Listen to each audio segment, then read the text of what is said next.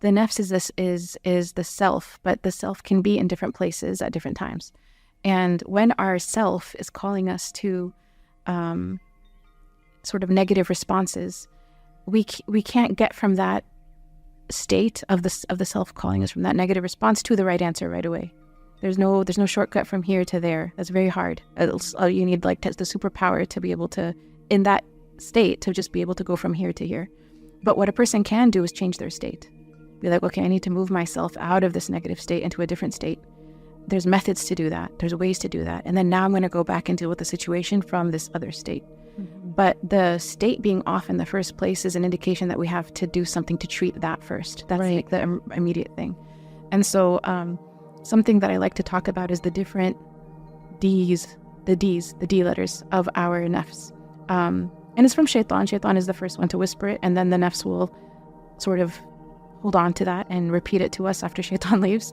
But the first two would be doubts and desires. So a person is, Imam Ibn al-Qayyim talks about this as well, that like a person is going through a hardship and in the middle of that hardship they have doubts about Allah, right? And Allah says it in the Quran that وَظَنُّوا بِاللَّهِ ظَنُونَ, they had negative thoughts about God, right, when they saw the hardship. And so doubts is one of them. The second one would be desires, that in the state of hardship, a person's like, you know what? Maybe I'm going to find my relief in a temptation from the temptations of this world, right? Because I just need relief right now. So I'm going to self-medicate with, alcohol. I'll self-medicate with drugs. I'll self-medicate with all the different harams that normally I'm not actually even inclined towards. But in my hardship, right, this is calling me as a form of relief.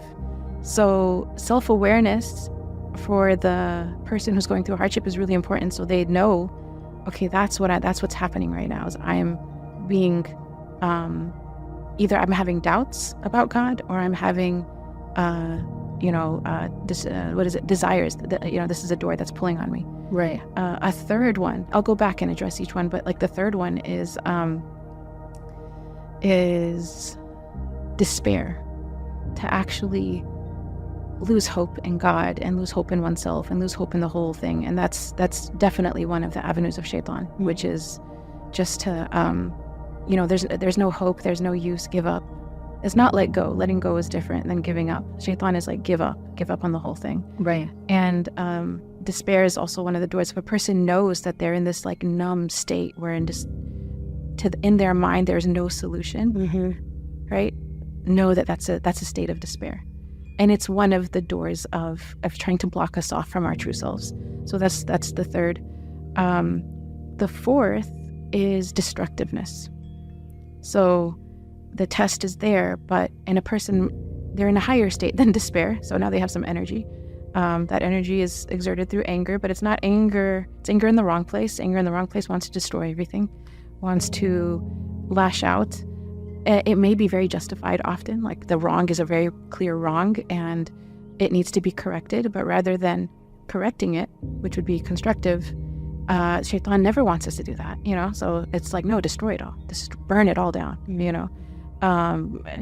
it's to say something destructive, it's to do something destructive to oneself or to others. And so that's one of the D's that tries to basically get us off our path of navigating the hardship. Can we go back to the despair for a second? Because I think that hits, it hits something where I feel like with a lot of people, you'll get maybe like some sort of bad news, something catastrophic. And you go into this kind of, like you were saying, your nafs becomes kind of numb, right? So how would you differentiate despair versus something else? Like you're a strong Muslim, you're believing in Allah subhanahu wa ta'ala, you feel like you have a strong connection, but all of a sudden you get this kind of, someone will get some news about their health or a family member or something that's really like punch in the gut, devastating. And it kind of throws you off balance, right, a lot of times. So where do you navigate there? What's the fine line between despair and just being kind of unnerved, sad, and grief and grieving?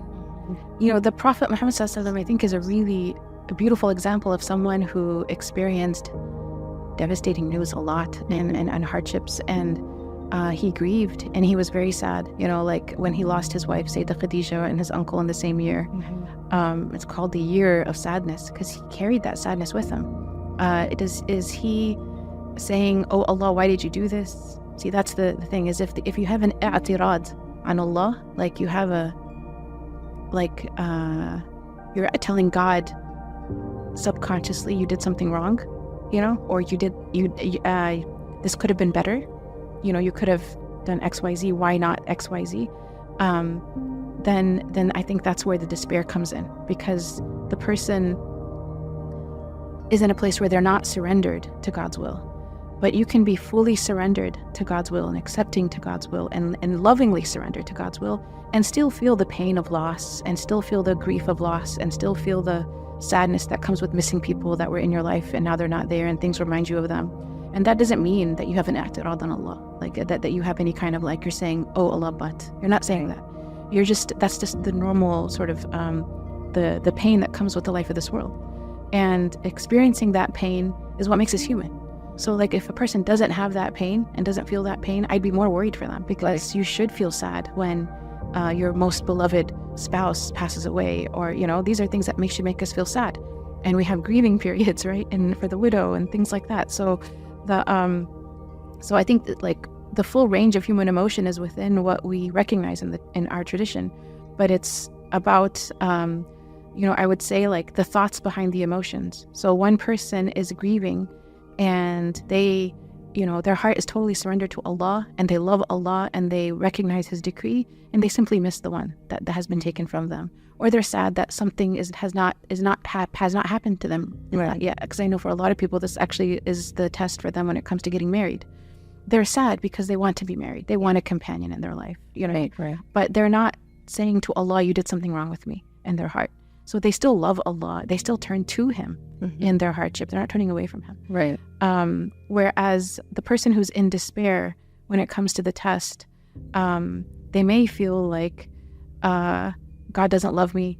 I'm being tested, or I'm being punished because He took this person away from me, or He's punishing me by not letting me get married. And so there's this diagnosis or something. Or I have this diagnosis, this is a sign that God doesn't care about me. Happy with me. He doesn't care about me. He's not paying attention to me. Astaghfirullah. These are the thoughts, right? وَظَنُّوا بِاللَّهِ ظَنُونَ. So they start to have negative thoughts about God. And so behind their pain and sadness is also but you didn't give me what I wanted, And so, and it may inspire rebelliousness, so that the person in despair may not necessarily be worshiping more. They may end up finding other ways of dealing with their sadness, since He didn't care about me, well, I'm just going to take off my hijab, And well, if none of this stuff, none of my practice of Islam didn't really make a difference, so why don't I just go have fun? I might as well, Right. So it's it's like a giving up. And a giving up on oneself and a giving up on one's on the fact that Allah actually wants good for you. Somehow they've cut themselves off from that and they don't realize they have.